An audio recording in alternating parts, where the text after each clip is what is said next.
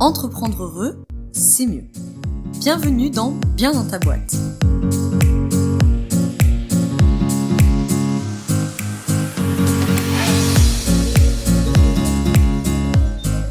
Bonjour à toi, bienvenue dans ce nouvel épisode du podcast Bien dans ta boîte qui est un épisode hors série. Le hors série, le hors série GDA pour galère d'accompagnant. Je sors 5 épisodes, en tout cas pour l'instant, 5 épisodes de podcast à chaque fois avec une problématique que rencontrent les accompagnants, donc que vous soyez coach, consultant, thérapeute, formateur, formatrice, etc., etc. À partir du moment où vous accompagnez des humains, c'est des épisodes qui peuvent vous intéresser. Donc en fait, je me sers des problématiques que rencontrent mes élèves au programme Apprendre à être accompagnant pour qu'on discute ensemble, parce que je me dis que si c'est des problématiques que eux rencontrent, forcément, nécessairement, il y a des accompagnants parmi vous qui doivent également les rencontrer. Donc dans le premier épisode, on a parlé du cas de au secours, mon client ne sait pas ce qu'il veut, ou mon bénéficiaire au sens large ne sait pas ce qu'il veut. Hier, on a évoqué la difficulté sur la réception des émotions de son bénéficiaire. J'ai peur des émotions de mon client. Aujourd'hui, on va parler de la problématique du « je n'ai pas su quoi répondre », qui est sûrement, je pense clairement, dans le top 3 des raisons pour lesquelles il y a des accompagnants qui viennent se former sur mon programme Apprendre à être accompagnant. J'ai pas su quoi répondre. Je suis restée un peu couillon, j'ai pas su comment relancer, j'ai pas su quoi répondre, ou j'ai fait une relance qui a pas mené à grand chose, voire même qui a fait faire fausse route à mon bénéficiaire. Donc ça, c'est vraiment très important, on va en parler aujourd'hui. Juste avant, je te reprécise juste rapidement, si tu as déjà écouté les 2 épisodes précédents, ça va te gonfler, que dans la description, tu trouveras le lien pour aller voir le programme justement Apprendre à être accompagnant, puisque la 3e session ouvre le 21 février et que tu peux, via ce lien, aller voir tout le détail du programme, à quoi ça sert, qu'est-ce qu'on fait, etc. Et puis, si tu le souhaites, réserver ton appel découverte gratuit de 30 minutes pour qu'on puisse discuter ensemble justement de est-ce que le programme va te convenir, est-ce qu'il va pouvoir t'emmener à atteindre les objectifs que sont les tiens actuellement. C'est un programme où on travaille aussi de l'outillage, mais on travaille principalement la posture, l'alliance, puisqu'on sait que 80% de la réussite d'un travail d'accompagnement, qu'on soit thérapeute, coach, consultant, formateur, etc., dépend de cette alliance-là. Et l'alliance, elle passe en grande partie par les relances. Donc justement, on va parler de ça aujourd'hui. Donc la question de la posture, quand on répond à un client, quand on relance un client, alors je vais dire bénéficiaire, là encore au sens large pour englober client et patient, c'est très important. Parce qu'il y a effectivement ce que tu vas dire par le langage verbal, mais comme tu le sais, il y a tout ce que tu ne vas pas dire et tout ce qui est dit par le langage non verbal, par ton corps, par tes réactions, etc., etc. Donc, c'est très, très, très important là de venir travailler la posture. Après, en psychologie, on a différentes techniques de relance qui sont des techniques de relance d'entretien et qui permettent de relancer, de rebondir, de relancer la discussion, etc.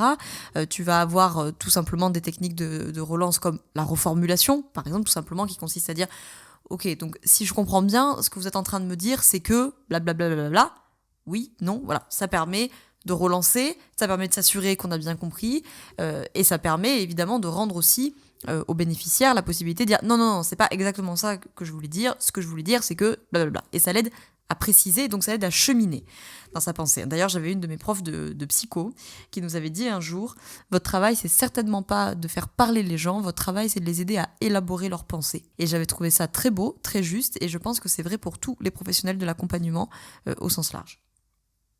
Tu as des techniques de relance comme l'écho, par exemple, qui est un peu le cliché du psy, qui consiste à répéter un mot ou un groupe de mots dans la phrase du bénéficiaire, qui par exemple va te dire, je sais pas moi, qu'est-ce qu'il pourrait te dire, j'ai peur de ne pas réussir cet entretien, et toi tu pourrais dire, j'ai peur de ne pas réussir cet entretien. Voilà, ça permet finalement d'insister.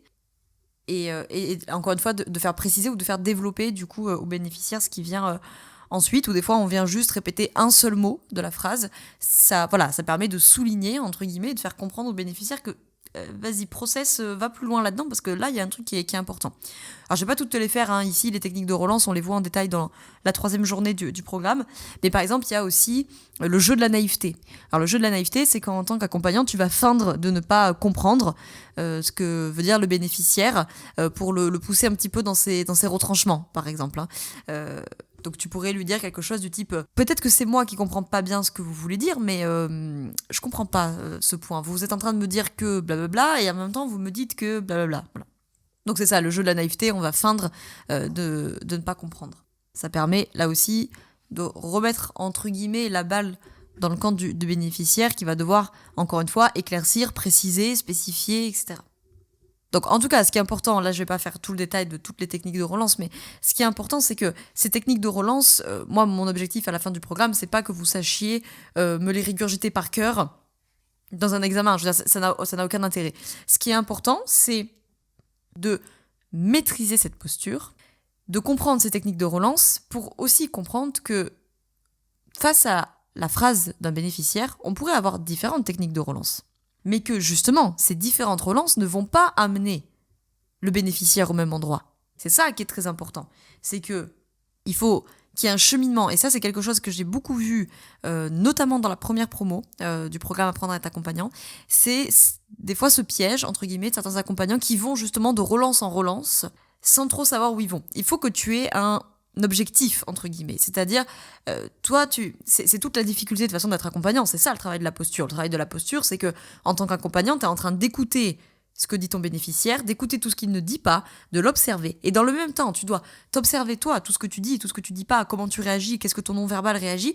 Et en plus, tu as une troisième dimension à prendre en compte, c'est la métaposition, c'est regarder ce qui est en train de se jouer entre vous deux. Quand je fais ça, ça le fait réagir comme ça, etc. Il y a tout ça à prendre en compte en même temps.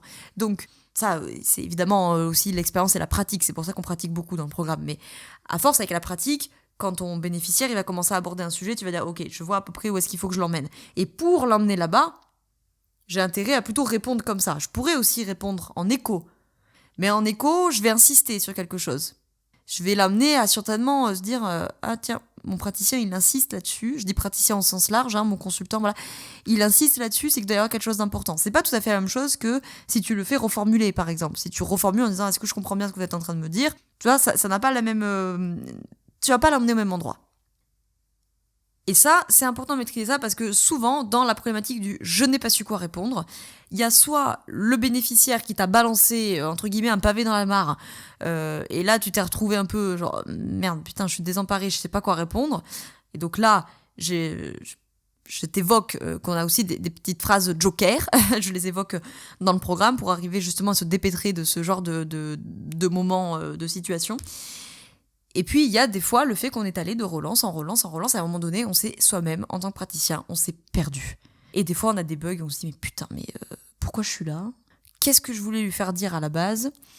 Et toi-même, tu t'es embrouillé, en fait. Toi-même, tu t'es embrouillé, t'es en train de te dire, oh là là, attends, qu'est-ce qu'il m'a raconté ? Il m'a parlé de son boulot, il m'a parlé de sa mère, blablabla. Donc, le fait de ne pas savoir quoi répondre, ça, c'est souvent une angoisse pour les accompagnants dans les consultations. Et c'est normal que ça en soit une, parce que quand ça nous arrive à tous, hein, c'est extrêmement difficile à gérer. Hein, c'est extrêmement déstabilisant, très, très, très désarmant de se retrouver face à quelqu'un qui attend une réaction de ta part, et toi, t'es là genre, je sais pas quoi dire. Donc, les petites phrases joker, mais aussi connaître ces techniques de relance, ça t'aide. Ça t'aide forcément, parce que plus tu vas les connaître, plus tu vas t'y être entraîné dans le programme ou avec des accompagnements cobayes ou dans une formation X ou Y, plus quand ça va t'arriver en séance, tu vas savoir sortir tes cartes, entre guillemets, au bon moment. Et comme la technique de l'écho, par exemple, elle n'est pas utile tout le temps, mais des fois, elle peut, entre guillemets, te sauver la mise. Parce que tu peux te servir de ça en mode te faire gagner un petit peu du temps. Après, c'est intéressant de gagner du temps si toi tu sais, si ça te permet juste quelques secondes de lucidité pour voilà, récupérer le fil et savoir où tu vas. Donc, très important, si tu t'es retrouvé dans cette problématique du « je n'ai pas su quoi répondre », certes, on a quelques bouées de sauvetage à connaître, mais l'importance de la posture est primordiale, les techniques de relance sont importantes, bien savoir comment je mène mon entretien, c'est-à-dire j'arrive où en séance, je veux aller où à la fin de la séance, j'emmène où mon bénéficiaire, et en même temps savoir réagir à l'imprévisibilité, parce que des fois, tu auras prévu ta séance de coaching, je sais pas moi, à bosser sur le bilan des forces ou à bosser sur la stratégie Instagram, et puis ton bénéficiaire, quand il va arriver, il sera pas du tout d'humeur à bosser ça, il va arriver en pleurant, il va arriver de mauvaise humeur, il aura, je sais pas, un problème de Covid ou j'en sais rien, bref, et il faudra s'adapter. Donc on peut pas se baser, et c'est pour ça que je dis souvent avec ce programme que ça me tient autant à cœur de travailler la posture, parce que là, ce que je te dis là, c'est du travail de posture, c'est travailler l'alliance, travailler la posture, travailler les relances, faire des mises en pratique, et ça, c'est pas les outils. qui vont te sauver la mise. Et je trouve qu'il y a trop d'accompagnants qui maîtrisent très bien leurs outils, certes, sauf que les outils, dérouler ta fiche outil, dans ce genre de situation, ça te sert à rien. Là, c'est ta posture d'accompagnant qui va te permettre d'être jamais désarmé, toujours avoir quelque chose à répondre. Ou des fois, il n'y a rien à répondre, mais c'est ton non-verbal qui va répondre, quelque part. Mais de toujours apporter une réponse, quelle qu'elle soit, verbale, non-verbale, peu importe, mais apporter une réponse au bénéficiaire. Et ça, il n'y a que la posture qui te permet de le faire. Et est-ce que l'alliance est suffisamment forte avec le bénéficiaire pour que j'apporte cette réponse à ce moment-là? Et ça aussi, ça dépend encore une fois de la posture.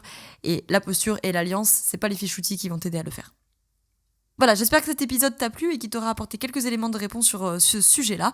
Si c'est le cas et que tu penses qu'il pourrait aider des collègues accompagnants à toi, n'hésite pas à leur partager cet épisode pour qu'ils puissent également l'écouter. Je te mets dans la description le lien vers le programme Apprendre à être accompagnant qui démarre le 21 février. Si tu veux voir le planning, si tu veux voir le contenu, est-ce que tu es concerné, est-ce que tu penses que ça pourrait t'aider? Et si tu penses que ça pourrait t'aider, n'hésite pas à réserver ton appel découverte gratuit 30 minutes. On s'appelle, on voit. Tu m'expliques ta situation, tes objectifs et moi je te dirai en toute transparence, en toute honnêteté si le programme peut t'aider. Je sais plus si je l'ai dit au début de l'épisode, mais c'est un nota bene important. Le programme, toutes les sessions sont limitées à 10 élèves parce que ça me permet de connaître exactement vos business, ça me permet de savoir quels gens vous accompagnez, quelles sont vos spécialités, etc. Donc c'est limité à 10 personnes, sachant que j'ai déjà des inscriptions. Donc n'hésite pas à aller voir en description, ça t'intéresse. En tout cas, je te remercie d'avoir écouté cet épisode jusqu'au bout. Je te souhaite une très belle journée ou une très belle soirée selon quand tu m'écoutes. Et surtout, comme d'habitude, je te souhaite d'être bien dans ta boîte. Ciao, ciao.